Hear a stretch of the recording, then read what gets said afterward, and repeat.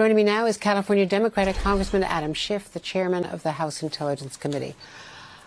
Congressman, thank you very much. Mr. Chairman, what can be done by these House committees asking for information from a number of agencies, especially when there is clearly no progress on agreeing between the Senate and the House on a bicameral, bipartisan investigation, an independent investigation? Well, an independent investigation really is what makes the most sense, and the Speaker's been working hard to try to bring that about, but there is Republican resistance to it. And in the meantime, we're not going to sit still. We're going to get to the full facts of what took place in the run-up to January 6th, why some of the warning signs were missed, what we need to do to protect our country going forward. And so six of us, committee chairs with relevant jurisdiction, have written to 16 agencies asking for the pertinent documents so that we can begin the process of a thorough investigation to make sure that we understand exactly what went into that failed insurrection and how we prevent any further kind of violence like that.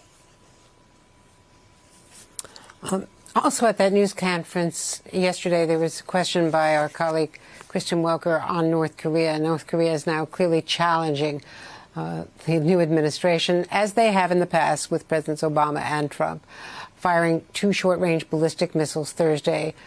President Biden pointed out, contrary to his predecessor, that these are in violation of the UN sanctions, and the UN Security Council Committee on Sanctions is actually meeting at this hour. This is part of what the exchange between Christian Welker and the president yesterday.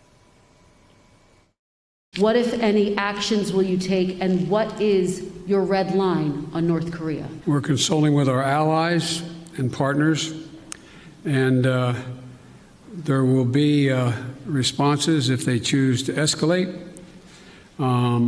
We will respond accordingly. But I'm also prepared for some form of diplomacy, but it has to be conditioned upon the end result of denuclearization.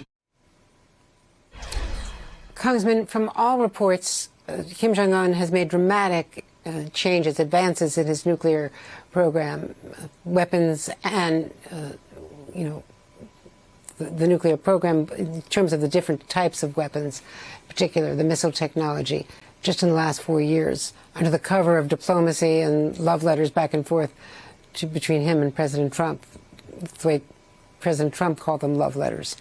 So what kind of diplomacy can take place now? All of President Biden's overtures have been rejected so far.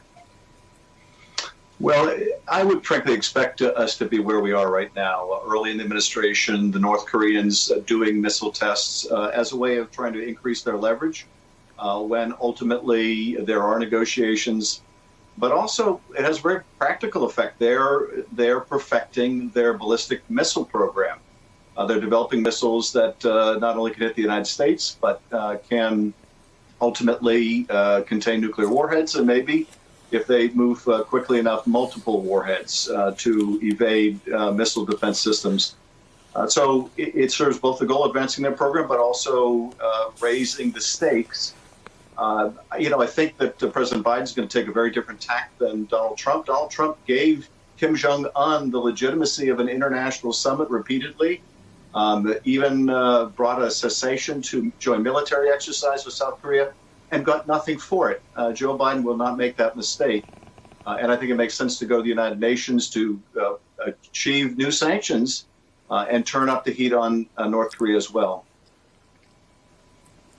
Let me ask you about Afghanistan, because the president certainly signaled that he doesn't think there can be a withdrawal by May 1st, as President Trump had determined.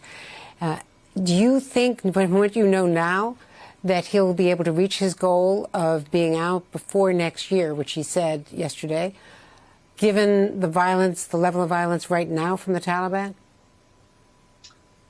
Well, I think that he'll be able to meet that goal. The question is whether there will be an interim agreement between the Afghan government and the Taliban to share power. I think it certainly looks like the United States is leaving.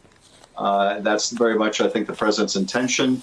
The question is what will be left behind. If we're very fortunate, and this is going to be uphill, we can secure some kind of endurable power sharing agreement that will outlast our leaving the country.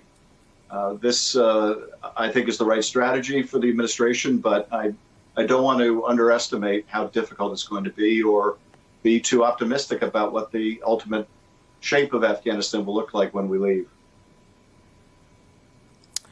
Congressman Adam Schiff, thank you very much. Hey, thanks for watching our YouTube channel. You should know that you can follow today's top stories and breaking news and catch up on your favorite MSNBC shows all in one place. Download the NBC News app today.